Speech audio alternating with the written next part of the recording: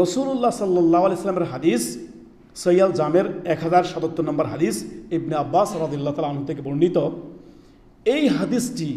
এই হাদিসের যে 5টি উপদেশ রাসূলুল্লাহ সাল্লাল্লাহু আলাইহি ওয়াসাল্লামের রয়েছে, ওয়াল্লাহি আল্লাহর কসম কোনো মানুষ যদি তার জীবনে বাস্তবায়ন এই 5টি বিষয় করে নেয়, তার জীবন পরিপূর্ণ হয়ে যাবে এবং তার জীবন হয়ে যাবে একজন আল্লাহর ওলির জীবন হয়ে যাবে, মুত্তাকির জীবন হয়ে যাবে, আল্লাহ ভীরুর জীবন হয়ে যাবে, একজন খাঁটি ইমানদারের জিন্দেগি হয়ে যাবে। এই 5টি কথা যদি আপনি মেনে নেন। 1 নাম্বার, রাসূলুল্লাহ সাল্লাল্লাহু আলাইহি ওয়াসাল্লাম বলেন, ইগতানিম খামসান ক্বাবলা খামসিন। হে আমার উম্মতেরা শোনো, হে দুনিয়ার মানুষেরা শোনো, ইগতানিম মূল্যায়ন করো, গনিমত মনে করো, খামসান 5টি বিষয়কে, ক্বাবলা খামসিন। তোমার জীবনে 5টি অবস্থা আসার পূর্বে 5টি অবস্থানকে তুমি গনিমত মনে করো, মহামূল্যবান মনে করো। এর থেকে মহামূল্যবান জিনিস দুনিয়াতে হতেই পারে না। গনিমত মনে করো, গনিমত সবচেয়ে বড় মহামূল্যবান সম্পদ মনে করো। 1 নাম্বার উপদেশ, শাবাবাকা ক্বাবলা হারামিক। তোমার এই যৌবনকে মূল্যায়ন করো। এই যৌবন যে আল্লাহ দিয়েছেন তোমাকে, শাবাব, তরুণ, এখন চাইলে অনেক কিছু তুমি করতে পারো। এই যৌবনের তাড়নায়, এই যৌবনের তারুণ্য পেয়ে তুমি চাইলে বহু হারামে ডুবে যেতে পারো, জেনা ব্যভিচারে ডুবে যেতে পারো, অবাধ্যতা ডুবে যেতে পারো। এই সময়টা তুমি কি করো? শাবাবাকা ক্বাবলা হারামিক। তোমার যৌবনকে মূল্যায়ন করো বার্ধক্য আসার পূর্বে। এই যে দাঁড়িয়ে 1-2টা করে পাকা ধরছে, অল্প কয়েকদিন পরেই বার্ধক্য আপনার ইচ্ছায় অনিচ্ছায় আপনার কাছে উপস্থিত হবে। কোথায় যাবেন? কোথায় যাবেন? রাসূলুল্লাহ সাল্লাল্লাহু আলাইহি ওয়াসাল্লামের কথা, শাবাবাকা ক্বাবলা হারামিক। বার্ধক্য আসার পূর্বে, বৃদ্ধ হয়ে যাওয়ার পূর্বে এই যৌবনকে তুমি কন্ট্রোল করো, যৌবনকে মূল্যায়ন করো। আল্লাহর রাহে তুমি কি করো? যৌবনকে অতিবাহিত করো। সেই বুখারীতে একটা হাদিস আছে না, যে নবী সাল্লাল্লাহু আলাইহি ওয়াসাল্লাম বলেন 7 শ্রেণীর লোককে আল্লাহ রাব্বুল আলামিন আরশের নিচে ছায়া দিবেন। ও শাবাবাকা, এই যে আপনার ওয়াশাবুন নাশা ফি ইবাদাতিল্লাহ, ওই যুবক যে তার ইবাদত, তার যৌবনকে সে কি করছে? আল্লাহর রাহে অতিবাহিত করেছে। যৌবনকে কখনো সে নফসকে লাগাম দিয়েছে, জেনা করবে একদম না, ব্যভিচার করবে একদম না, হারাম খাবে একদম না।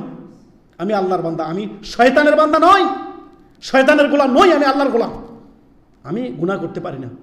এটা হচ্ছে যৌবনের কওয়াত, যে শক্তিকে আপনি কাজে লাগাবেন অল্প কয়েকদিন। এই যে যৌবন যখন থেকে আপনার ধরা দিল, 18-19 থেকে নিয়ে 30-35 এর মধ্যে আপনার যৌবন বাই 40-এর পরে নাই, অধিকাংশ মানুষের 40-এর পরে নাই। এই যে কথা রাসূলুল্লাহ সাল্লাল্লাহু আলাইহি ওয়াসাল্লাম বললেন, শাবাবাকা ক্বাবলা হারামিক। তুমি তোমার যৌবনকে মূল্যায়ন করো বৃদ্ধ হয়ে যাওয়ার, বার্ধক্য আসার পূর্বে। অধিকাংশ মানুষ যৌবনে অন্যায় অবিচার করে, অধিকাংশ মানুষ যৌবনে নিজেকে ঠিক রাখতে পারে না, অধিকাংশ মানুষ জেনা ব্যভিচারের যত পাপ হয় অধিকাংশ পাপগুলোই যৌবনে হয়। এই জন্য রাসূলুল্লাহ সাল্লাল্লাহু আলাইহি ওয়াসাল্লাম বলেছেন, তোমার যৌবনকে মূল্যায়ন করো। তুমি এই যৌবনের শক্তিকে, এই তোমার যে কামনা বাসনা রয়েছে সেটাকে তুমি কি করো? লাগাম দাও। আমাদের এই স্মার্টফোনগুলোর কি অবস্থা, এটা আর বলা লাগে না, কিচ্ছু বলা লাগে না। এই বহু মানুষ এই স্মার্টফোনে তার বহু যৌবনকে নষ্ট করে দিয়েছে। আল্লাহু আকবার। এই স্মার্টফোন চরিত্র ধ্বংস করার বড়ই হাতিয়ার এটি। যতই আপনি বলেন বাস্তবতাকে আপনি এড়িয়ে যেতে পারবেন না, এটা বাস্তব ভিত্তিক কথা এটা। তারপরে রাসূলুল্লাহ সাল্লাল্লাহু আলাইহি ওয়াসাল্লামের 2 নম্বর উপদেশ, আল্লাহু আকবার, এক একটি উপদেশ শুনিয়েন। নবী সাল্লাল্লাহু আলাইহি ওয়াসাল্লাম 2 নম্বর বলেছেন, ওয়াসাহহাতিকা ক্বাবলা সাকামিক। তোমার এই দুনিয়ার সুস্থতাকে চিন্তা করেন, মারকাজি হসপিটালে চলে যান, বিভিন্ন যে হসপিটালগুলো আপনার আশেপাশে আছে, বড় বড় হসপিটালগুলো একটু ভিজিট করে দেখেন। বহু মানুষ দিনের পর দিন আইসিইউতে পড়ে আছে না? দিনের পর দিন হসপিটালে বেডে শুয়ে আছে, আসে না? আপনি মাশাআল্লাহ কত সুস্থ, আপনি মাশাআল্লাহ হাঁটছেন, আপনি খাচ্ছেন, আপনি কাজকর্ম করতেছেন, কত নিয়ামতের মধ্যে আপনি আছেন। ওয়াইন তুআদ্দু নি'মাতাল্লাহি লা তুহসুহা। হে আল্লাহর বান্দারা, যদি এক একটি করে গণনা করো আল্লাহর নিয়ামত, এক একটি করে গণনা করো তোমার জীবনে, ফাবি আইয়ি আলাই রাব্বিকুমা তুকাযযিবান।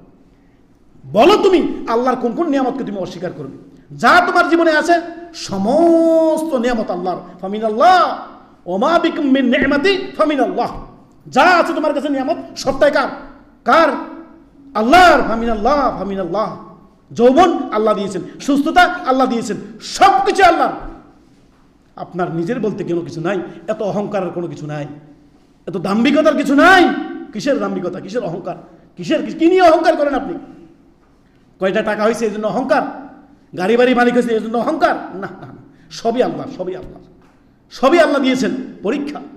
লিয়াবলুয়াকুম আইয়ুকুম আহসানু আমালা, আল্লাহ পরীক্ষা করবেন তোমাদের মধ্যে কে কত সুন্দর আমল করে আল্লাহর কাছে উপস্থিত হও, কে কত সুন্দর জীবনযাপন করে, নেক জীবনযাপন করে, আল্লাহ এবং তার রাসূলের আনুগত্য করে, কোরআন সুন্নাহ ভিত্তিক জীবনযাপন করে একজন খাঁটি ইমানদার হতে পারো, আমি পরীক্ষা করবো আল্লাহ বলতেছেন। অহংকার করে লাভ নাই। সামান্য কয়টা পয়সা পাইছেন, এই কয়টা পয়সা পেয়ে অহংকারের শেষ নেই। কয়েক টাকার মালিক হয়েছেন, অহংকারের শেষ নেই। বাড়ি গাড়ির মালিক হয়েছেন, অহংকারের শেষ নেই। স্ত্রী পুত্র পেয়েছেন, আপনার অহংকারের শেষ নেই। আল্লাহু আকবার।